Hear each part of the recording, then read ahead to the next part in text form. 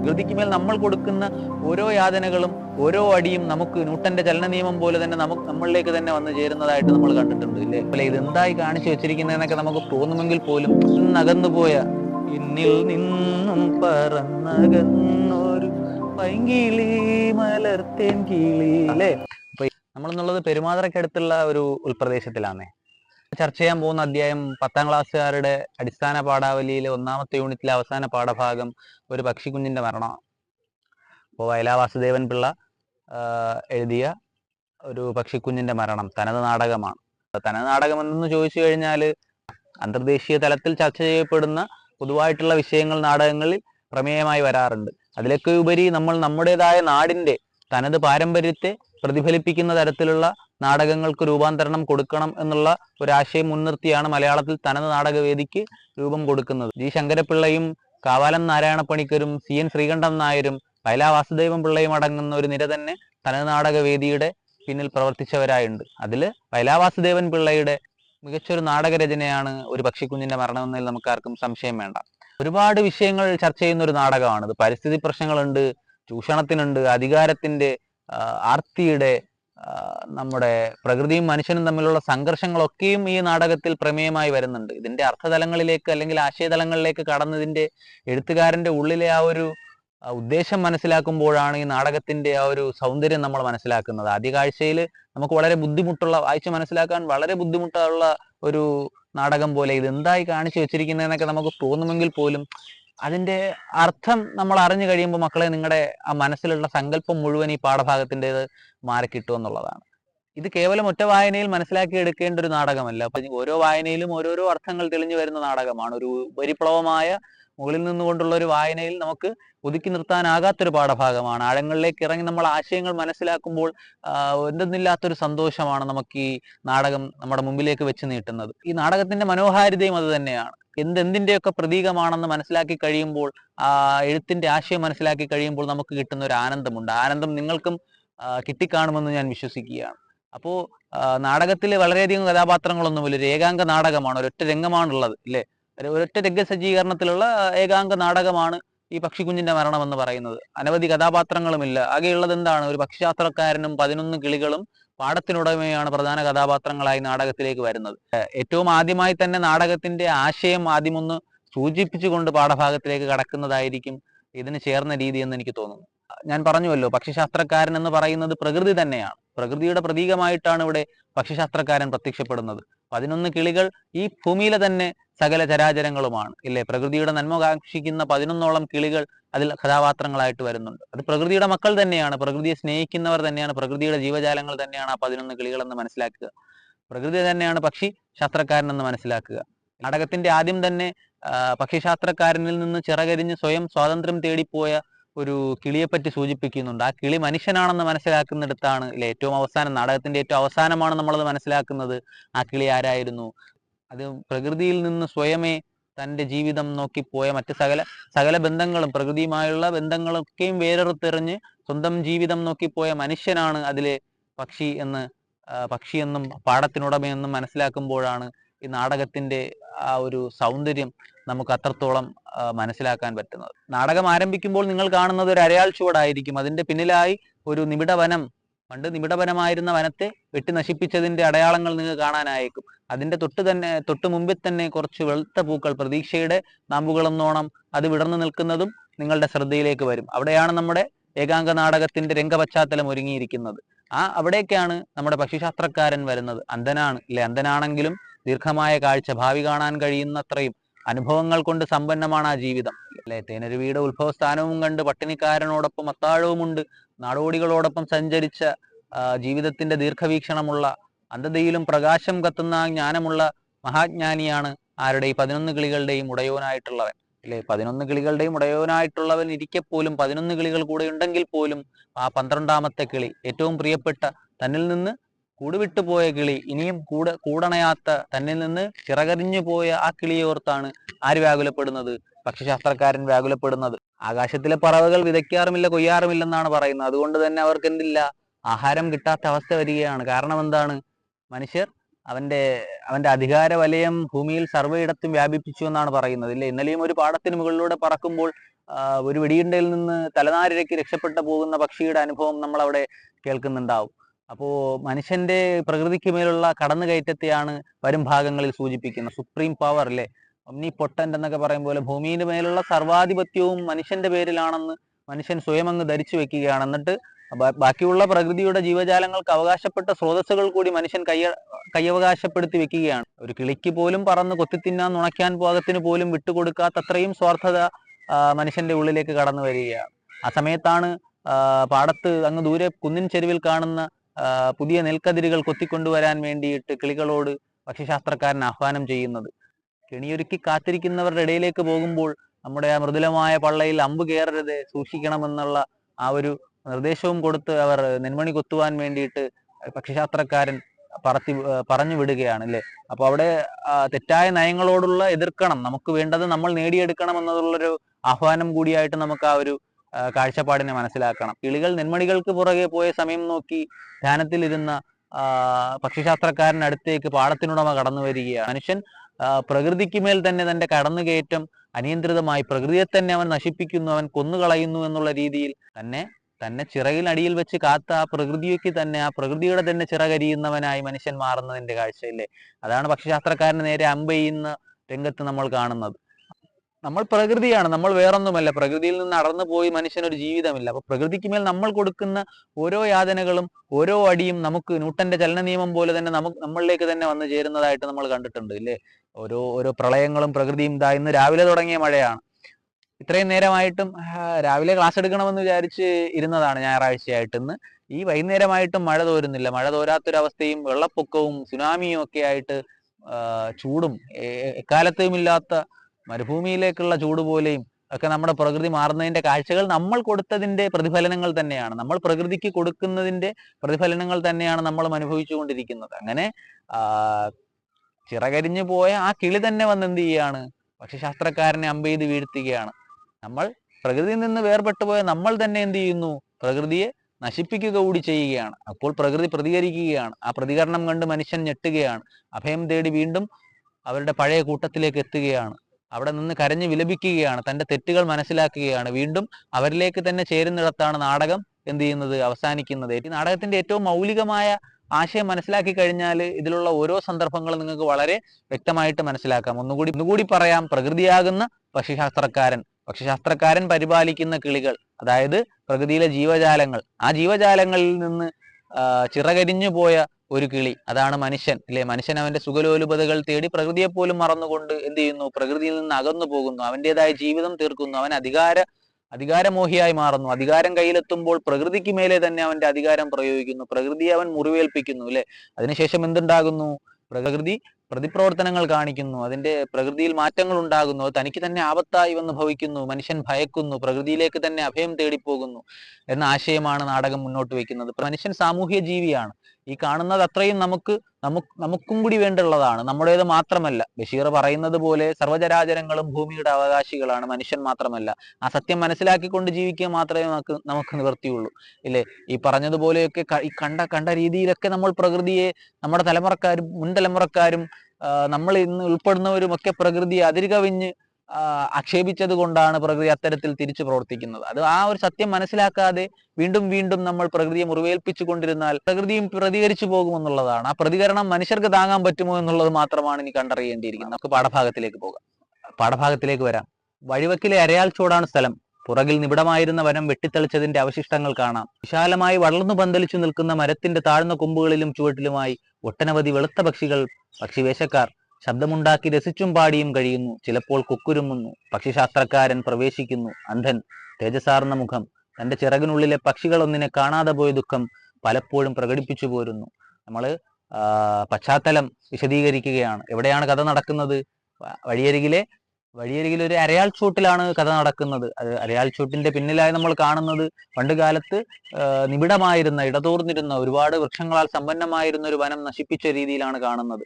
അങ്ങിങ്ങായി വെളുത്ത പൂക്കൾ എന്ത് ചെയ്യുന്നുണ്ട്, നാളത്തെ പ്രതീക്ഷ പോലെ വളർന്നു നിൽക്കുന്നുണ്ട്. അവിടേക്ക് ഒരു പക്ഷിശാസ്ത്രക്കാരൻ പ്രവേശിക്കുകയാണ്. അപ്പോൾ വിശാലമായി വളർന്നു നിൽക്കുന്ന അരയാൽ ചുവട്ടിൽ കുറച്ച് കിളികൾ വസിക്കുന്നുണ്ട്. അവർ വിശേഷങ്ങൾ പറയുകയും കൊക്കുരുമയൊക്കെ ചെയ്യുന്ന സമയത്താണ് ഒരു പക്ഷിശാസ്ത്രക്കാരൻ രംഗപ്രവേശം ചെയ്യുന്നത്. അയാൾ ആ കിളികളുടെ വഴികാട്ടിയാണ്, ഗുരുനാഥനാണല്ലേ. അദ്ദേഹം പ്രവേശിക്കുകയാണ്. തേജസാർന്ന മുഖം, അന്ധനാണ് അല്ലെ, അദ്ദേഹത്തിന്റെ മുഖത്ത് എപ്പോഴും ഒരു സങ്കടഭാവമുണ്ട്. കാരണം എന്തെന്ന് വെച്ചാൽ തന്നിൽ നിന്ന് വേർപെട്ടു പോയൊരു കിളിയെ പറ്റിയാണ് അദ്ദേഹം എപ്പോഴും ചിന്തിച്ചു കൊണ്ടിരിക്കുന്നത്. അദ്ദേഹത്തിന്റെ വാക്കുകളിലേക്ക് നമുക്ക് നോക്കാം.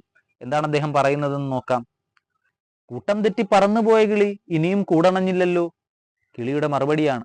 ഒരു കിളി പറയുകയാണ്, പിണങ്ങിപ്പിരിഞ്ഞ് സ്വയം ചിറകറുത്തെറിഞ്ഞ് ഓടിപ്പോയതല്ലേ, എന്നെങ്കിലും തിരിച്ചു വരാതിരിക്കില്ല. പക്ഷെ ശാസ്ത്രക്കാരൻ പറയുന്നു, പ്രായം കൂടുന്തോറും ഞാൻ കൂടുതൽ കാണുന്നു, അന്ധതയേറി വരും തോറും അകത്ത് പ്രകാശം. കിളികൾ പറയുകയാണ്, അങ്ങയുടെ പ്രവചനം തെറ്റാറുമില്ലല്ലോ. കൂട്ടം തെറ്റിപ്പോയ കിളി ഇതുവരെയും കൂടണഞ്ഞില്ലല്ലോ. എന്നിൽ നിന്ന് അകന്നുപോയ, എന്നിൽ നിന്നും പറന്നകന്നൊരു പൈങ്കിളി മലർത്തേൻ കിളി അല്ലേ. അപ്പൊ എന്നിൽ നിന്ന് പറന്നകന്നു പോയ ആ പൈങ്കിളി, എന്റെ മലർത്തേൻ കിളി, അവൻ ഇതുവരെയും കൂടണഞ്ഞില്ല. എനിക്ക് ഏറ്റവും പ്രിയപ്പെട്ട കിളി എന്ത് ചെയ്തില്ല? ഇതുവരെയും കൂടണഞ്ഞില്ല. നമ്മളിൽ നിന്ന് വിട്ടുപോയവനെ പ്രതീക്ഷിക്കുകയാണ്. മനുഷ്യരെ, നമ്മളെ തന്നെയാണ് പ്രതീക്ഷിക്കുന്നത്. നാളെ ഒരു കാലത്ത് എന്തു ചെയ്യും? തിരിച്ചു വരുമെന്നും, തെറ്റ് മനസ്സിലാക്കി തിരിച്ചു വരുമെന്നും, പഴയ സമ്പൽ സമൃദ്ധിയിൽ ജീവിക്കാൻ കഴിയുമെന്നും അവർ പ്രത്യാശിക്കുകയാണെന്നും അല്ലെ. പ്രായം കൂടുന്തോറും ഞാൻ കൂടുതൽ കാണുന്നു, അന്ധതയേറി വരും തോറും അകത്ത് പ്രകാശം. അതങ്ങനെയാണ്. പ്രായം കൂടുന്തോറും അറിവും അനുഭവങ്ങളും കൂടും. പിന്നീട് ചോദിക്കുന്നത്, കതിർക്കുല കൊത്തി ഞുണയ്ക്കാന്നില്ലേ, ആഹാരം കഴിക്കാണ്ട് നിങ്ങൾ തളർന്നിരിക്കുന്നു അല്ലേ? ഞാനും തളർന്നിരിക്കുകയാണ്. എവിടെയാണ് കതിർക്കുല കൊത്തി നുണയ്ക്കാൻ വേണ്ടിയിട്ട് കിട്ടുക ഇല്ലേ? പാടങ്ങൾ മുഴുവൻ ആയുധധാരികളായ മനുഷ്യർ കൈയടക്കി വെച്ചിരിക്കുകയാണ്. ഈ ഭൂമി മുഴുവൻ വെട്ടിപ്പിടിച്ച് അവന്റെ സ്വത്തുക്കളായില്ലേ. ഭൂമി മുഴുവൻ, എല്ലാവർക്കും സ്വന്തമായിരിക്കുന്ന ഈ ഭൂമി മുഴുവൻ വേലി കെട്ടിത്തിരിച്ച് അവൻ്റെതാക്കി മാറ്റുകയാണ് മനുഷ്യർ ചെയ്തുകൊണ്ടിരിക്കുന്നത്. അവൻ ഭൂമിയിൽ നിന്നാണ്, അവൻ പ്രകൃതിയുടെ ഒന്നാണെന്നുള്ള സത്യം ആര് മനസ്സിലാക്കുന്നില്ല? മനുഷ്യൻ മനസ്സിലാക്കുന്നില്ല. പ്രകൃതി മനുഷ്യൻ ഇന്ന് മനസ്സിലാക്കും, നാളെ മനസ്സിലാക്കുമെന്ന് കരുതിയുള്ള പ്രതീക്ഷയിൽ പ്രകൃതി ഇന്നും കഴിയുകയാണ്. അതാണ് പക്ഷിശാസ്ത്രക്കാരന്റെ വാക്കുകളിലൂടെ നമുക്ക് മനസ്സിലാവുന്നത്. വിളഞ്ഞു കിടക്കുന്ന ഗോതമ്പ് വയലുകളിൽ വെടിവെക്കാൻ ആളുണ്ടായിരുന്നു. അതിന് മുകളിൽ കൂടി പറന്നപ്പോൾ എന്റെ ചിറകിന് വെടിയേറ്റു, എന്നിട്ടും തളരാതെ പറന്നു. ഇതുപോലെ കതിരുകൊത്തി നുണയ്ക്കാൻ പാടത്തിന് മുകളിലൂടെ കിളികൾ പറന്നപ്പോൾ എന്താ സംഭവിച്ചത്? ചിറകിന് വെടിയേറ്റു എന്നാ പറഞ്ഞ്, എന്നിട്ടും തളരാതെ പറന്ന് രക്ഷപ്പെടുകയാണ് ഉണ്ടായത്. പക്ഷെ ശാസ്ത്രക്കാരൻ പറയുന്നത് കേൾക്കുക. ഉദയകിരണങ്ങളെ പോലെ ഒടുവിൽ കൂടെത്തി ഇല്ലേ. എന്തൊക്കെ പ്രതിസന്ധികൾ ഉണ്ടായാലും ഉദയകിരണം, നാളെയും എന്തുണ്ടാകും? ഉദയമുണ്ടാകും. ആ പ്രതീക്ഷയിൽ പറന്ന് ഒടുവിൽ കൂടെത്തി. ദുഃഖത്തോടെ പിന്നെ പറയുകയാണ്, പക്ഷെ എവിടെ ചേക്കേറും? വനമെല്ലാം ആരോ വെട്ടിത്തെളിച്ചു. ചുറ്റും നടന്നിട്ട് ഈ വെളുത്ത പൂക്കൾ മാത്രം ഇല്ലേ. വനമെല്ലാം, അവന്റെ ആവാസവ്യവസ്ഥ മുഴുവൻ തകർത്തിരിക്കുകയാണ് അല്ലെ. ആകാശത്തൂടെ പറക്കുമ്പോൾ വെടിവെക്കുന്നത് മാത്രമല്ല, മനുഷ്യനെ കൊണ്ട് പൊറുതിമുട്ടിയിരിക്കുകയാണ് പ്രകൃതി. ഇനി എവിടെ കുടിപ്പാർക്കുമെന്ന് ആ പക്ഷികളെല്ലാം വ്യാകുലപ്പെടുകയാണ്. ഒരു അരയാഴ്ചയോട് മാത്രമാണ് ഇനി അവർക്ക് ആശ്രയമായി ബാക്കിയുള്ളത്. വിശപ്പിന് നമ്മളൊന്നും കരുതിയില്ലല്ലോ, അവർ കരയുകയാണല്ലേ. അതെ, വാരിക്കൂട്ടാൻ മറന്നുപോയവർ, വിതയ്ക്കാൻ മണ്ണില്ലാത്തവർ, എന്നിട്ടും വിശക്കുന്നു. എന്താണ് മാർഗം? എവിടെ താവളം?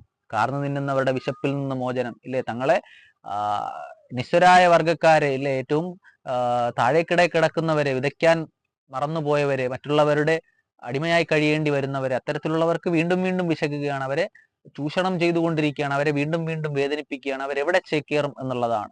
സമകാലിക കാലഘട്ടത്തിൽ ലോകത്തിൽ ഏറ്റവും കൂടുതൽ ചർച്ച ചെയ്യപ്പെടുന്ന വിഷയമാണ് അഭയാർത്ഥി ജീവിതം അല്ലേ. നമ്മുടെ മനുഷ്യർ സന്തോഷകരമായ ഒരു ജീവിതത്തിന് വേണ്ടി നാടെങ്ങും പായുകയാണ്. എവിടെയും അവന് സന്തോഷം കണ്ടെത്താൻ കഴിയുന്നില്ല എന്നുള്ളതാണ്. പ്രാധാന്യം എവിടെ കിട്ടുന്നു അവിടേക്കൊക്കെ ആളുകൾ കുടിയേറി പോവുകയാണ്. കേരളത്തിൽ നിന്ന് തൊഴിലില്ലാത്തതിന്റെ പേരിൽ യുവാക്കൾ കുടിയേറി പോകുന്നു. ജാതി മതചിന്തകളുടെ ആക്രമണങ്ങൾ മൂലം ചിലർ കുടിയേറി കേരളത്തിലേക്ക് ജീവിതം തേടി വരുന്നു അല്ലെ. ശോഭനമായൊരു ജീവിതം തേടി മനുഷ്യന്റെ പാച്ചിലുകൾ ആരംഭകാലം മുതലേ തുടങ്ങിയതാണ്. അതിന്നും അന്ത്യമില്ലാതെ തുടരുകയാണ്. മനുഷ്യർക്ക് തന്നെ ഇവിടെ ജീവിക്കാൻ നിവൃത്തിയില്ലാതിരിക്കുമ്പോൾ കൂടിയാണ് പ്രകൃതിക്ക് മേൽ കൂടിയുള്ള കയ്യേറ്റം. മനുഷ്യരെ തന്നെ ദ്രോഹിക്കുന്ന കൂട്ടത്തിൽ അത്യധികമായി പ്രകൃതിയും ദ്രോഹിക്കുന്നു എന്നുള്ള സൂചനയാണ്. അപ്പോൾ വിതയ്ക്കാൻ മറന്നുപോയവർക്കും വിശക്കുന്നുണ്ട്. അവർക്കുള്ള ആഹാരം പോലും കിട്ടാതെ അവർ വലയുകയാണ്. ജീവിതം ആകെ മൊത്തത്തിൽ ബുദ്ധിമുട്ടാണെന്നാണ് എന്ത് ചെയ്യുന്നത്, പറഞ്ഞു വെക്കുന്നത്. അടുത്തെങ്ങാനും വിളഞ്ഞു കിടക്കുന്ന പാടങ്ങൾ, എല്ലാവരും അൽത്തറയിൽ കയറി നിന്ന് കഴുത്ത് നീട്ടി നാലുപാടും നോക്കുകയാണ്. എവിടെയെങ്കിലും ആഹാരമുണ്ടോ എന്ന് അവർ അന്വേഷിക്കുകയാണ്. ദൂരെ കുന്നിൻ മുകളിൽ അവർ ആഹാരത്തെ കാണുകയാണ്. നോക്ക്, അതാ അകലെ ലക്ഷ്യമാക്കി പറയുകയാണ്, ആ കുന്നിൻ പുറം വിളഞ്ഞു കിടക്കുന്ന കതിർക്കുലകൾ പോകിൻ, കുത്തിനുണക്കിൻ, അന്തിക്ക് മുമ്പേ ചേക്കേറണം. നിങ്ങൾ പോയി ഭക്ഷണം ഉണ്ടിട്ട് അന്തിക്ക് മുമ്പേ തിരികെ വരണം. അതാരുടേതാ? ഈ ഭൂമിയാകെ നമ്മുടേത്. വന്യഭൂമിയിൽ ഏതോ താപസൻ നമുക്കായി വിതച്ച വരുന്നെല്ല്, ആയിരം മേനി വിളഞ്ഞു നിൽക്കുന്ന ചന്തമുള്ള കതിർക്കുലകൾ ഇല്ലേ. ഈ ഭൂമിയിലുള്ളതെല്ലാം എല്ലാവർക്കും സ്വന്തമാണ്.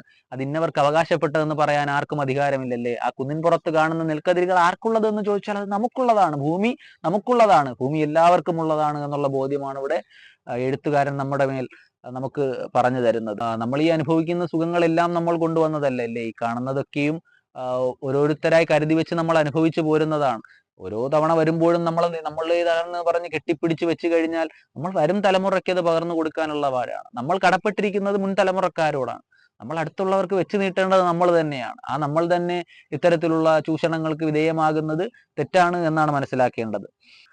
നിങ്ങൾക്ക് കൊതി തോന്നുന്നില്ലേ? കാട്ടരുവിയുടെ കളഗാനം കേട്ട് പറന്നുയരിൻ, പോയി വരിൻ, കൊണ്ടുവരിൻ നിങ്ങൾ വിതച്ചത്, കൊയ്തു വരിൻ. ആനന്ദ നൃത്തം ചവിട്ടി അവർ ആഹ്ലാദിച്ചു പോവുകയാണ് അല്ലേ? അവർക്ക് ഉന്മേഷം കൊടുക്കുകയാണ് പക്ഷിശാസ്ത്രക്കാരൻ. നിങ്ങളുടേതാണ്, നിങ്ങൾക്ക് അർഹതപ്പെട്ടതാണ്, നിങ്ങൾ പോകുവിൻ, പോയി കൊണ്ടുവരുവിൻ, അന്തിക്കു മുമ്പ് ചേക്കേറുവിൻ എന്ന് പറഞ്ഞുകൊണ്ട് പക്ഷിശാസ്ത്രക്കാരൻ യാത്രയാക്കുകയാണ്. ഈ മലയോരത്ത് കെണിവെക്കുന്നതാര്? നോക്കത്താത്ത നീലിമയാർന്ന വനം, അതിനപ്പുറം നമുക്കായി വിതച്ച നെന്മണി, വിതച്ചതെല്ലാം വിളഞ്ഞിട്ടുണ്ടല്ലോ. പറന്നുയർന്ന് വീണ്ടും വന്ന് പക്ഷിശാസ്ത്രക്കാരന് ചുറ്റുമിരിക്കുന്നു. മക്കളെ പോകിൻ, എനിക്കൊരു ചാൺകൂടി പറക്കാനാവതില്ല, ഞാൻ ആകെ തളർന്നു. ഈ പൊരുവെയിലിൽ മലയോരത്തെ കാറ്റരുവി വറ്റിയോ എന്നറിഞ്ഞു പോരണം. ഇല്ലേ, വലിയ വേനലാണ്, എനിക്കിനി പറക്കാനാവതില്ല, ഞാൻ അന്ധനായി കഴിഞ്ഞു, വൃദ്ധനായി കഴിഞ്ഞു, എനിക്ക് ജീവിതം ഇനി കുറച്ചു കാലം മാത്രമാണുള്ളത്. നിങ്ങൾ എന്ത് ചെയ്യണം? നിങ്ങൾ പോയി അത് കൊയ്തു വരിൻ, നിങ്ങളുടെ വിശപ്പകറ്റുവിൻ എന്നാണ് പറയുന്നത്. പോകുന്ന വഴിക്ക് കെണിവെച്ചിരിക്കുന്നവരെ നിങ്ങൾ എന്തു ചെയ്യണം? ശ്രദ്ധിക്കേണ്ടതുണ്ട്. നിങ്ങളെ കെണിവെച്ച് വീഴ്ത്താൻ, നിങ്ങളുടെ മൃദുലമായ വയറ്റിൽ അമ്പെയ്ത് വീഴ്ത്താൻ കാത്തിരിക്കുന്നവരിൽ നിന്ന് രക്ഷ നേടി നിങ്ങൾ പോകണം എന്നാണ് പറയുന്നത്. പോകുന്ന വഴിയിൽ നമ്മുടെ തേനരുവി വറ്റിയോ എന്ന് കൂടി നോക്കണം എന്ന് പറയുകയാണ്. എപ്പോഴെന്താണ് സംഭവിക്കുക എന്നുള്ളത് യാതൊരു നിശ്ചയവുമില്ല അല്ലേ? കഴിഞ്ഞ ദിവസം പല കാലങ്ങളിൽ സഞ്ചരിച്ച് തിരികെ എത്തുമ്പോൾ കാണുന്നത് നിബിഡമായി കിടന്നിരുന്ന വനം വെട്ടി നശിപ്പിക്കപ്പെട്ട രീതിയിലാണ്. ഈ വേനലിൽ തെളിനീരരുവി കൂടി വറ്റിയോ എന്ന് കൂടി നോക്കി വരുവാൻ അവർ പറയുകയാണ്. എന്തൊരു ചൂട്, ചിറകെല്ലാം കരിയുന്നു, മനമുരുകുന്നു അല്ലെ? അവരുടെ വേദനകളാണ് പങ്കുവെക്കുന്നത്. എങ്കിലും നമുക്ക് തണലേകിയ വനം വെട്ടിയതാരായിരിക്കും? നമ്മുടെ താവളത്തിന്റെ വേര് താണ്ടുന്ന രാക്ഷസന്മാർ അല്ലേ? അപ്പൊ പക്ഷിശാസ്ത്രക്കാരൻ ചോദിക്കുകയാണ്, ഇത് ആരായിരിക്കും നമ്മുടെ വേരിറക്കുന്നത്, നമ്മളെ തന്നെ നശിപ്പിക്കുന്നത്? അവനെ ഞാൻ കണ്ടിട്ടുണ്ടെന്നൊരു കിളി പറയുന്നു. അതെ, കൂരമ്പുമായി, കൂർത്ത നോട്ടവുമായി ഇരുളത്തിഴഞ്ഞ് നടക്കുന്നവർ, നമ്മെ പിളർക്കുവാൻ, നമ്മെ വിഴുങ്ങുവാൻ, അവരെ ഞാൻ കണ്ടിട്ടുണ്ട്. കൂർത്ത നോട്ടക്കാരനാണ്, പാമ്പിനെ പോലെ ഇരുളത്ത് പതുങ്ങി വന്ന് നമ്മളെ വിഴുങ്ങാൻ കാത്തിരിക്കുന്ന അയാളെ ഞാൻ കണ്ടിട്ടുണ്ടെന്ന് പറയുന്നു അല്ലേ? പക്ഷിശാസ്ത്രക്കാരൻ പറയുന്നു, അവന്റെ അത്താഴത്തിന് രുചി കൂട്ടുവാൻ, വിരുന്നിന് ഭോഗം കൂടി സൽകീർത്തി നേടുവാൻ നിങ്ങൾ അവന്റെ വഴി ഒഴിഞ്ഞു പോകുവിൻ. എന്റെ പൊന്നും കൂടങ്ങളെ, ഈ നനുത്ത അടിവേറിൽ നിന്റെ വിഷമനേട്ടാൽ അവർ പറയുകയാണ്, എന്ത് സ്വാദ് കൂട്ടാൻ വേണ്ടി നിങ്ങളെയും പിടിച്ച് കറി വയ്ക്കുന്നവരാണ് മനുഷ്യൻ. അവന്റെ കൺമുമ്പിൽപ്പെടാതെ, ആ പാടത്തിനുടമയുടെ കൺമുൻപിൽപ്പെടാതെ, ആ രാക്ഷസന്മാരുടെ കൺമുമ്പിൽപ്പെടാതെ നിങ്ങൾ എന്ത് ചെയ്യുക? വേഗം പോയി വരിക എന്ന് പറഞ്ഞവരെ യാത്രയാക്കുകയാണ്. കിളികൾ പറയുന്നു, ഇല്ല, ഞങ്ങൾ സൂക്ഷിച്ചുകൊള്ളാം എന്ന് പറഞ്ഞുകൊണ്ട്, ഞങ്ങളുടെ ചിറകടി കൊണ്ട് ഈ പൊരുവെയിലിൽ അവനും കുളിർമ നൽകും എന്ന് പറഞ്ഞുകൊണ്ട് അവർ പാറിപ്പറക്കുകയാണ്. പൊരുവെയിലിൽ നമ്മളെ ആക്രമിക്കാൻ നിൽക്കുന്നവന് പോലും ചിറകടി കൊണ്ട് എന്ത് ചെയ്യും? തണുപ്പ് പകരുമെന്നാണ് പറയുന്നത് അല്ലേ? അപ്പൊ ഉള്ളൂരിന്റെ ഒരു കവിത ഇങ്ങനെയാണ്: ഇറുപ്പവനും മധു ഗന്ധമേകും, വെട്ടുന്നവനും തരു ചൂടകറ്റും, ഹനിപ്പവനും കിളി പാട്ടുപാടും, പരോപകാര പ്രവണം പ്രപഞ്ചം എന്ന് പറഞ്ഞ് ഉള്ളൂരിന്റെ ഒരു കവിതാശകലമുണ്ട്. അതാണ് നമുക്ക് ഇവിടെ ഓർമ്മ വരുന്നത് അല്ലേ? ഞാൻ പൊരുവെയിലിൽ ഞാൻ എന്തു ചെയ്യുന്നു? എന്റെ ചിറകടി കൊണ്ട് എന്നെ ഹനിക്കാൻ നിൽക്കുന്നവന് പോലും കുളിരേകുന്നു എന്നുള്ളതാണ്. എന്നെ അറുക്കാൻ വരുന്നവനും എന്ത് ചെയ്യാണ്? തരു അല്ലെ? വൃക്ഷം എന്ത് ചെയ്യാണ്? തണൽ കൊടുക്കുകയാണ്. അപ്പോ തന്നെ ഹനിക്കാൻ വരുന്നവർക്കും പ്രകൃതി കൊടുക്കുന്നത് സന്തോഷം മാത്രമാണ് എന്നുള്ള സൂചനയാണ് ഇവിടെ നൽകുന്നത്. നമ്മൾക്ക് കുളിർമ തന്നവനും വെട്ടിയവനും തണലേകുക. കൊള്ളക്കാർ മരം വെട്ടി കയറുന്നത് കണ്ട് നമ്മൾ മരം മാറി കുടികൂട്ടി, ഒടുവിൽ ഈ ഒറ്റ മരത്തിലെത്തി. ഇപ്പോൾ അതിന്റെ കമ്പും വെട്ടി തുടങ്ങി ഇല്ലേ? എല്ലാവർക്കും നല്ലത് വരണമെന്ന് വിചാരിച്ച് ജീവിക്കുന്നവർക്ക് മേൽ തന്നെയാണ് വീണ്ടും വീണ്ടും പ്രഹരങ്ങൾ ഏൽക്കുന്നത് ഇല്ലേ? ഓരോ മരങ്ങളായി വെട്ടി വെട്ടി അവസാനം ഒറ്റ അരയാൽ മരത്തിലേക്ക് എല്ലാവരും ചുരുങ്ങുകയാണ്. എന്നിട്ടും ആ മരത്തിന്റെ വേര് വെട്ടാനും അവർ വെമ്പൽ കൊള്ളുന്ന അവസ്ഥയാണുള്ളത്. ഒരു നാൾ അന്തിയിൽ നാം ചേക്കേറാനെത്തുമ്പോൾ ഇതും വേരറ്റ് വീണിരിക്കും. പിന്നെ നമ്മൾ എവിടെ കൂടുകൂട്ടും? അലറുന്ന കടലിൽ, തിരക്ക് മുകളിൽ അല്ലേ? ആടും തിരകളിൽ കൂടുകെട്ടി, കൊക്കിനുള്ളിൽ കൊക്കുരുമ്മി, നിന്നെപ്പാടി ഉറക്കും ഞാൻ, നിന്നിലലിഞ്ഞു മയങ്ങും ഞാൻ അല്ലെ? കിളികൾ ഒരുമിച്ച് പാടുകയാണ്. ഇനി എവിടെ കൂടുകൂട്ടും അല്ലെ? സാഗരത്തിന് മുകളിൽ തിരകൾക്ക് മീതെയെങ്കിൽ തിരകൾക്ക് മീതെ. അതൊരു ശുഭാപ്തി വിശ്വാസമാണ്. ഒരിക്കലും തളർന്നു പോകാത്ത പ്രതീക്ഷയുടെ സംസാരമാണ് അവിടെ കിളികൾക്കിടയിൽ നമുക്ക് കേൾക്കാനാകുന്നത്. അപ്പോൾ കടലിളകി കൂടും പൊളിഞ്ഞ് നിന്റെ ഉറക്കം തീരില്ലേ? നിന്നെ തിരകൾ വിഴുങ്ങില്ലേ? അപ്പോൾ കടലിനടിയിൽ മുത്തുച്ചിപ്പിയിൽ ഒത്തിരിയാണ്ട് കഴിഞ്ഞുണരും ഞാൻ, മുത്തായി പവിഴമായി ദുഃഖത്തിൻ നിഴലാൽ വെളിച്ചത്തിനുറവയായി. ഒരിക്കലും തോറ്റുകൊടുക്കാത്തവന്റെ മനസ്സാണല്ലേ? തിരകൾ വന്നു വിഴുങ്ങിക്കഴിഞ്ഞാൽ മുത്തിന്മേൽ ചിപ്പിക്കുള്ളിലെ മുത്തായി മാറുമെന്നാണ് പറയുന്നത്. കാലങ്ങളോളം കിടക്കുമെന്നാണ് പറയുന്നത്. അതിജീവനത്തിന് വേണ്ടി ഏതറ്റം വരെയും പോകുമെന്നുള്ള പ്രതീക്ഷയാണ് ഇവിടെ പാഠഭാഗത്ത് തെളിഞ്ഞു കാണുന്നത്. കിളികൾ പോയി വരികയാണ്. അന്തിച്ചുവപ്പ് കാണുന്നതിന് മുമ്പ് കൂടെത്തണം. പാടത്തിനുടമയെ കണ്ടാൽ നമുക്ക് വട്ടമിട്ട് അയാൾക്ക് ചുറ്റും പറന്ന് ആ സ്വർണ്ണ കിരീടം കൊത്തിയെടുത്ത് പൊങ്ങിപ്പറക്കാം. എല്ലാവരും കൂടി ഓരോ കൊത്ത്. അയാൾ രക്തം വാർന്ന് വെയിലത്ത് വാടി വീഴും. ആ പാടത്തിനൊത്ത നടുവില്ലേ, പാടത്തിനുടമയെ കണ്ടാൽ എന്ത് ചെയ്യണം? അയാളുടെ കിരീടം കൊത്തിയെടുക്കാം. അയാളുടെ അധികാരമെന്ന് വെച്ചിരിക്കുന്ന, അധികാരത്തിന്റെ അടയാളമായി വെച്ചിരിക്കുന്ന ആ കിരീടം നമ്മൾ ഒരുമിച്ച് എന്ത് ചെയ്യും? കൊത്തിയെടുക്കുമില്ലേ? നമ്മളെ ചൂഷണം ചെയ്യുന്ന, ഇല്ലാത്തവനെ ചൂഷണം ചെയ്യുന്ന അധികാരിയുടെ കിരീടം കൂട്ടത്തോടെ കൊത്തിയെടുക്കണമെന്നുള്ള സന്ദേശമാണ് ഇവിടെ കിട്ടുന്നത്. എല്ലാവരും കൂടി ഓരോ കൊത്തു. അയാൾ രക്തം വാർന്ന് വെയിലത്ത് വാടി വീഴും ആ പാടത്തിനൊത്ത നടുവിൽ. അപ്പൊ പറയാം, അയ്യോ വേണ്ട, എന്റെ പൊന്നും കുടങ്ങളെ കൊത്തണ്ട, ആ രക്തം കൊണ്ട് കുഴയ്ക്കണ്ട. ഇല്ലേ, രക്തം യുദ്ധം ഒന്നിനും ഒരു പരിഹാരമല്ല. നിങ്ങൾ സമാധാനത്തിന്റെ പാത വേണം പിന്തുടരാൻ എന്ന് പക്ഷിശാസ്ത്രക്കാരൻ അവരെ വീണ്ടും ഉപദേശിക്കുകയാണ്. കാരണം അയാൾ അവരുടെ വഴികാട്ടിയാണ്. അയാൾക്ക് അതിനപ്പുറത്തേക്കൊന്നും പറഞ്ഞു കൊടുക്കാൻ അറിയില്ല എന്നുള്ളതാണ്. സംഘർഷത്തിന്റെ വഴി വേണ്ട എന്നുള്ളതാണ്. രക്തച്ചൊരിച്ചിലിന്റെ വഴി നിങ്ങൾ ഉപേക്ഷിച്ച് സമാധാനത്തിന്റെ പാതയിൽ സഞ്ചരിക്കണമെന്നാണ് അയാൾ പറയുന്നത്. കതിർമണി കൊത്തിക്കൊണ്ടുവരിൻ, പാടും കിളികൾക്ക് വരുന്നെല്ല് നൽകി സ്തുതി പാടുവിൻ, എനിക്കും അതിലൊരു കതിരുമായി പറന്നെത്തുവിൻ, അതുവരെ ഞാൻ ഇവിടെ ഇരിക്കും ഈ ആകാശത്തിൻ കീഴിൽ. ഭൂമി ഇത്തിരി മണ്ണല്ലേ, അത് നമുക്കല്ലേ, വരാൻ വൈകരുത്, ഞാൻ ഈ കാട്ടിൽ ഒരിടത്തുണ്ടാവും. ഒറ്റയ്ക്കാ കുന്നിൻ മുകളിൽ നീലാകാശം നോക്കിയിരിക്കും. പ്രാർത്ഥനയിൽ, ധ്യാനത്തിൽ നമ്മുടെ കൂട്ടം തെറ്റിപ്പോയ കിളിയെ ഓർത്ത്. നിങ്ങൾ പോയി വരുവിൻ അല്ലെ, നിങ്ങൾ കതിർമണിക്കായി പോകുവിൻ. പോയി വരുമ്പോൾ എന്ത് ചെയ്യണം? എനിക്കും കൂടി ഒരു കതിര് കൊണ്ടുവരണം. ഞാൻ ഉണ്ടാകും. എവിടെ? ഒരു കുന്നിന്റെ മുകളിൽ അല്ലേ, എന്റെ നഷ്ടപ്പെട്ടു പോയ, എന്നിൽ നിന്ന് പറന്നകന്നു പോയ കിളിയെ ഓർത്ത്. അപ്പൊ അവരോട് ആഹ്വാനം ചെയ്യുകയാണ്, നിങ്ങൾ പോയി എന്ത് ചെയ്യുവാൻ? കൊത്തിക്കൊണ്ടുവരുവാൻ അല്ലെ. വിപ്ലവത്തിന്റെ മാർഗത്തിൽ നിങ്ങൾ രക്തച്ചൊരിച്ചിൽ നിന്നും നിൽക്കരുത് എന്ന് പറഞ്ഞുകൊണ്ട് തന്നെ എല്ലാവർക്കും നല്ലത് മാത്രം ചെയ്തുകൊണ്ട് പോയി വരുവാൻ വേണ്ടി ആഹ്വാനം ചെയ്യുകയാണ്. എന്നിട്ട് ധ്യാനിക്കാൻ വേണ്ടി എന്ത് ചെയ്യുന്നു? പക്ഷിശാസ്ത്രക്കാരൻ ഒരു കുന്നിന്റെ മുകളിലേക്ക് പുറപ്പെടുവാൻ കാത്തു നിൽക്കുകയാണ്. ആ ധ്യാന സമയത്ത് പോലും ആലോചിക്കുന്നത് ഈ കൈവിട്ടു പോയ കുഞ്ഞിനെ പറ്റി തന്നെയാണ്. പ്രകൃതിക്ക് ഏറ്റവും പ്രിയപ്പെട്ടവനാണ് മനുഷ്യൻ എന്നുള്ള സൂചന പാഠഭാഗങ്ങളിൽ ഉടനീളം കാണുന്നു. കുറച്ച് കഴിയുമ്പോൾ നമ്മൾ കാണുന്നത് ഭീകരതാളത്തിൽ പാഞ്ഞെത്തുന്ന പാടത്തിനുടമയാണ് അല്ലെ. ഈ പറഞ്ഞ കിളികളെയൊക്കെയും കതിരുകൊത്തി തിന്നുവാൻ വേണ്ടി പ്രേരിപ്പിച്ച് വിട്ടതിന് പിന്നിലെ ശക്തി ആരാണ്? പക്ഷിശാസ്ത്രക്കാരനാണ് അല്ലെ. തന്റെ പാടത്തിലേക്ക് അനധികൃതമായി കയറുവാൻ വേണ്ടി പ്രേരിപ്പിച്ചു വിട്ടതാരാണ്? ഇതേ പക്ഷിശാസ്ത്രക്കാരനാണ്. അപ്പൊ അയാൾക്ക് നേരെ പാഞ്ഞെടുത്തുകൊണ്ട് പാടത്തിനുടമ വരികയാണ്. എന്നിട്ട് എന്തുണ്ടായി എന്ന് നോക്ക്. അപ്പോൾ ബലാത്കാരമായി എന്ത് ചെയ്യുകയാണ്? കുന്നിൻ മുകളിൽ ധ്യാനത്തിനിരിക്കുന്ന ആളെ പിടിച്ച് രംഗത്തിലേക്ക് കൊണ്ടുവരികയാണ്. ബലാത്കാരമായി പിടിച്ച് വീണ്ടും വേദിയിലേക്ക് എത്തിക്കുകയാണ് ആര്? പാടത്തിനുടമ. പക്ഷിശാസ്ത്രക്കാരൻ ഞെട്ടിക്കൊണ്ട്, നിന്റെ കയ്യിൽ കൂരമ്പോ? ചുറ്റും കാണുന്ന വെള്ളപ്പൂക്കളോട്, എന്റെ കുഞ്ഞോമനകളെ. ഉടമ അമ്പു തൊടുത്തുകൊണ്ട്, കൂട് പൊളിച്ചൻ പാടമരിഞ്ഞ് തകർക്കാൻ കൂട്ടായി പോയത് നിൻ പക്ഷി, നിന്നീണം, നിന്നാദം, നിന്നൂർജം. അപ്പൊ നീയാണ് എന്ത് ചെയ്തത്? എല്ലാത്തിനും കാരണക്കാരൻ നീയാണ്. നിന്റെ ഊർജമാണ്, നിന്റെ ശബ്ദമാണ് ഇതിനെല്ലാം കാരണം. അതിന് നീ നിന്നെ അല്ലാതെ മറ്റാര്? നിന്റെ പക്ഷികൾ പറന്നു പോയില്ലേ, ഇനിയുള്ളത് നീയാണ്. നിന്റെ ജീവജാലങ്ങൾക്ക് പകരം, നിന്റെ കൂടെ ഉണ്ടായിരുന്ന പക്ഷികൾക്ക് പകരം ഞാൻ ഇന്ന് ആക്രമിക്കാൻ പോകുന്നത് നീയാണല്ലേ. ഉടമയുടെ കയ്യിൽ ആയുധം കാണുമ്പോൾ അമ്പരന്ന് പോവുകയാണ് പക്ഷിശാസ്ത്രക്കാരൻ. വിശ്വസിക്കാനാകുന്നില്ല ഇല്ലേ. ഏറ്റവും പ്രിയപ്പെട്ടവനായിരുന്ന എന്റെ കിളി, അവന്റെ കയ്യിൽ ഇന്ന് കൂരമ്പാണ്. അവനാണെന്ന പാടത്തിനുടമ എന്നുള്ള സത്യം ആ കണ്ണുകളിൽ, ആ ഞെട്ടലിൽ നിന്ന് നമുക്ക് മനസ്സിലാക്കാം. ഞെട്ടി നിൽക്കുമ്പോൾ അദ്ദേഹത്തോട് തന്നെ എന്ത് ചെയ്യുകയാണല്ലേ, കയർക്കുകയാണ്. നീയാണ് ഇതിനെല്ലാം ഉത്തരവാദി. പാടത്തിൽ വന്ന് കൊത്തിത്തിന്നുവാൻ വേണ്ടി കിളികൾ വന്നിട്ടുണ്ടെങ്കിൽ അതിന്റെ ശബ്ദം, അതിന് പുറകിലുള്ള ഉദ്ദേശം മുഴുവൻ ആരുടേതാണ്? നീയാണ്. നിന്റെ കാരണക്കാരൻ. നിന്നിലേക്ക് തന്നെയാണ് ഞാൻ എന്ത് ചെയ്യാൻ പോകുന്നത്? അമ്പെയ്യാൻ പോകുന്നത് അല്ലേ. ധ്യാനത്തിലേക്ക് തന്നെയും വിളിക്കുകയാണ്. എന്റെ പാതയിലേക്ക് ഒന്നുകൂടി, തന്നിൽ നിന്ന് പിരിഞ്ഞു പോയവനെ ഒന്നുകൂടി കൂട്ടത്തിലേക്ക് വിളിക്കുകയാണ് പക്ഷിശാസ്ത്രക്കാരൻ. നീ പോയ പാത തെറ്റാണ്, നീ എന്നിലേക്ക് മടങ്ങി വരണം എന്നുകൂടി അപേക്ഷ പോലും കൈക്കൊള്ളാതെ പ്രകൃതിക്ക് മേൽ തന്നെ അല്ലേ, തന്റെ പക്ഷിശാസ്ത്രക്കാരന് മേൽ, എന്റെ ഗുരുവോ നീയോ എന്ന് പറഞ്ഞുകൊണ്ട് അമ്പെയ്ത് വീഴ്ത്തുകയാണ്. എല്ലാം കഴിഞ്ഞ് കിളികൾ മടങ്ങി വരികയാണ്. നോക്കുമ്പോൾ ആരെ കാണുന്നില്ല? പക്ഷിശാസ്ത്രക്കാരനെ കാണുന്നില്ല.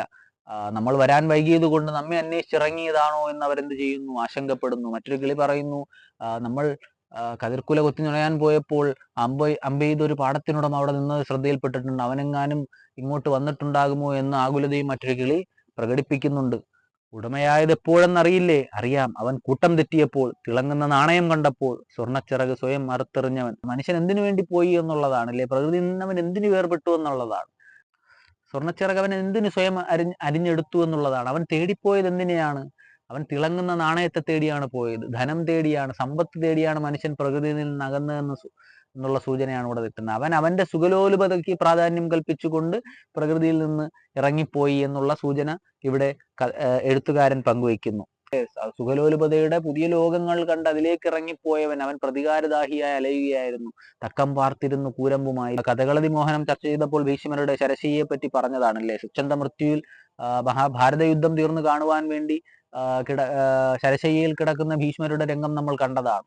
അത്തരത്തിൽ പക്ഷിശാസ്ത്രക്കാരനും ഈ കൂരമ്പേറ്റുകൊണ്ട് ധ്യാനത്തിലിരിക്കുകയാണ്. ഏത് ഭാരത യുദ്ധം തീരുവാനാണെന്ന് കിളികൾ ചോദിക്കുന്നു. ഇവിടെ ഒറ്റ കക്ഷിയുള്ളൂ, കൗരവർ ഇല്ലേ. ഇവിടെ വില്ലന്മാരാണ് തന്നെ, എതിർകക്ഷികളാണ്. അനീതിയുടെ പക്ഷം മാത്രമേ ഇവിടെ നിലനിൽക്കുന്നുള്ളൂ. ഇവിടെ ന്യായത്തിന്റെ പക്ഷമില്ല. അവർ എവിടെയാണ്? വനവാസത്തിലാണ്. അവർ ഇരുളിൽ മറഞ്ഞിരിക്കുകയാണ്. ഇവിടെ അന്യായത്തിന്റെ പക്ഷമാണ് വിജയിച്ചു കാണുന്നത്. അപ്പോൾ എന്ത് കാണുവാൻ വേണ്ടിയിട്ടാണ് ഇങ്ങനെ തപസ്സിരിക്കുന്നത് എന്ന് ചോദിക്കുന്നു. ഇവിടെ മുഴുവൻ അന്യായം കൊണ്ട് അധർമ്മം കൊണ്ട് നിറഞ്ഞിരിക്കുന്നിടത്ത് എന്ത് കാണുവാൻ വേണ്ടിയിട്ടാണ് ശരശയിൽ അങ്ങ് കിടക്കുന്നതെന്ന് കിളികൾ ചോദിക്കുകയാണ് അല്ലേ.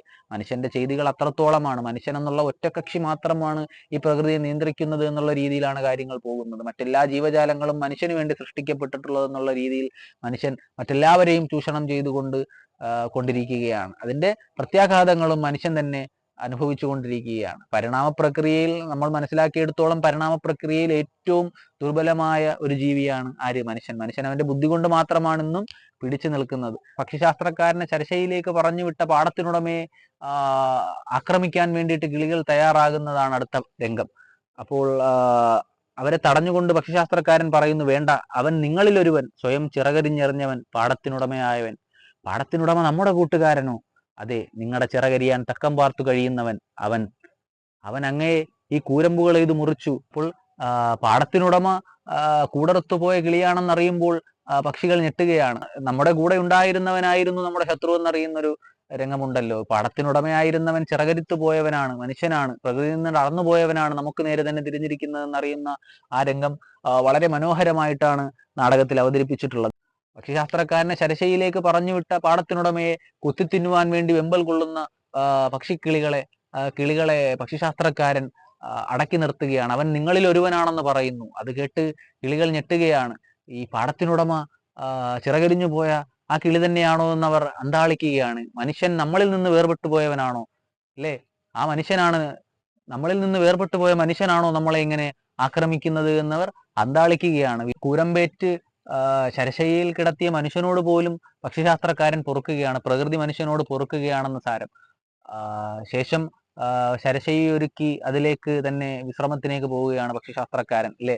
ആ സമയം കൊണ്ട് തന്റെ തെറ്റുകളെല്ലാം മനസ്സിലാക്കിക്കൊണ്ട് വീണ്ടും ഓടിയെത്തുകയാണ് മനുഷ്യൻ. അവർ മറ്റു പക്ഷികളുടെ ചിറകിനടിയിൽ അഭയം തേടുകയാണ്. ചിറകടിഞ്ഞ് എവിടെ നിന്ന് പോയോ അവിടേക്ക് തന്നെ അവൻ മടങ്ങിയെത്തുകയാണ്. ഭൂമിയിൽ പിറന്നവൻ ഭൂമിയിലേക്ക് അല്ലെ, പ്രകൃതിയിൽ നിന്ന് പ്രകൃതിയിലേക്ക്, പ്രകൃതിയിൽ നിന്ന് മനുഷ്യനൊരു ഒളിച്ചോട്ടമില്ല എന്ന് പറഞ്ഞുകൊണ്ടാണ് നമ്മുടെ നാടകം അവസാനിക്കുന്നത് അല്ലെ. പക്ഷിശാസ്ത്രക്കാരന് നേരെ തന്നെ അമ്പെയ്തുകൊണ്ട് അതിന്റെ പ്രത്യാഘാതങ്ങൾ അനുഭവിച്ചുകൊണ്ട് പേടിച്ചു അരണ്ട് അതിൽ പ്രകൃതിയിലേക്ക് തന്നെ മടങ്ങിയെത്തുകയാണ്. പ്രകൃതിയിൽ നിന്നല്ലാതെ നമുക്കൊരു സുരക്ഷിതത്വം മനുഷ്യർക്ക് വേറെ എവിടെയില്ല എന്ന് പറഞ്ഞ് വെച്ചുകൊണ്ടാണ് പാഠഭാഗം അവസാനിക്കുന്നത് അല്ലേ. വളരെ മനോഹരമായ ഒരു നാടകമാണ്. നോക്ക്, എന്ത് മനോഹരമായ സങ്കല്പമാണല്ലേ. പ്രകൃതിയെ പക്ഷിശാസ്ത്രക്കാരനായി അവതരിപ്പിക്കുന്നു. മറ്റു കിളികൾ നമ്മുടെ ചുറ്റുമുള്ള ജീവജാലങ്ങളാകുന്നു. ചിറകരിഞ്ഞു പോയ പക്ഷി മനുഷ്യനാകുന്നു. മനുഷ്യൻ തന്നെ എന്തു ചെയ്യുന്നു? അധികാരമോഹിയായവൻ ചിറകരിച്ചെറിഞ്ഞു പോവുകയും സകല അധികാരങ്ങളും കൈക്കലാക്കിയ ശേഷം അവർക്കെതിരെ തിരിയുകയും ചെയ്യുന്നു. അതിന്റെ പ്രത്യാഘാതങ്ങൾ അനുഭവിക്കുമ്പോൾ വീണ്ടും പ്രകൃതിയിലേക്ക് തന്നെ മടങ്ങിപ്പോകുന്നു. പ്രകൃതിയാണ് അന്തിമമായ സത്യമെന്ന് മനസ്സിലാക്കിയ മനുഷ്യനെ കാണിച്ചു തന്നുകൊണ്ടാണ് അവസാനം നാടകം പര്യവസാനിക്കുന്നത്. മനുഷ്യൻ പ്രകൃതിയിൽ നിന്ന് വേറിട്ട് നിൽക്കുന്നതല്ല എന്നുള്ള സത്യം നമ്മൾ മനസ്സിലാക്കേണ്ടതുണ്ട്. ഈ കണ്ട ജീവജാലങ്ങൾക്കൊപ്പമാണ് മനുഷ്യന് വേണ്ടിയിട്ടല്ല ഇത് സകലതും സൃഷ്ടിച്ചു വെച്ചിരിക്കുന്നത് എന്നുള്ള സത്യം നമ്മൾ എന്ത് ചെയ്യാണ്? ആദ്യം മനസ്സിലാക്കുകയാണ് വേണ്ടത്. പ്രകൃതിയിലാണ് നമ്മൾ പിറക്കുന്നത്. ആ പ്രകൃതി ഉണ്ടെങ്കിൽ മാത്രമേ നമുക്ക് നിലനിൽപ്പുമുള്ളൂ. ഈ പ്രകൃതിയിൽ നിന്ന് അടർന്നു മാറി നമുക്കൊരു ജീവിതം സാധ്യമല്ല എന്നുള്ളതാണ്. നമ്മൾ എത്രത്തോളം അടർന്നു മാറി ജീവിച്ചുകൊണ്ട് സകല അധികാരങ്ങൾ എടുത്തു പ്രകൃതിക്ക് മേൽ പ്രയോഗിച്ചാലും അത് നമുക്ക് നേരെ തന്നെ കൂരമ്പുകളായി തിരിച്ചു വരുമെന്ന് പറഞ്ഞുകൊണ്ടാണ് നാടകം അവസാനിക്കുന്നത് അല്ലെ. അപ്പൊ അത്തരത്തിൽ വളരെ മനോഹരമായ രീതിയിൽ പ്രതീകാത്മകമായി നല്ല നല്ല സംഭാഷണങ്ങളിലൂടെ രൂപപ്പെടുത്തിയിരിക്കുന്ന ഒരു തനത് ഏകാംഗ നാടകമാണ് പക്ഷിക്കുഞ്ഞിന്റെ മരണം. ഇതെല്ലാം അതിന്റെ ആന്തരികമായ അർത്ഥം മനസ്സിലാക്കി കഴിഞ്ഞാൽ അതിന്റെ സത്യം നുകരാനാകട്ടെ എന്നുള്ള പ്രത്യാശയോടുകൂടി അവസാനിപ്പിക്കുന്നു. നന്ദി.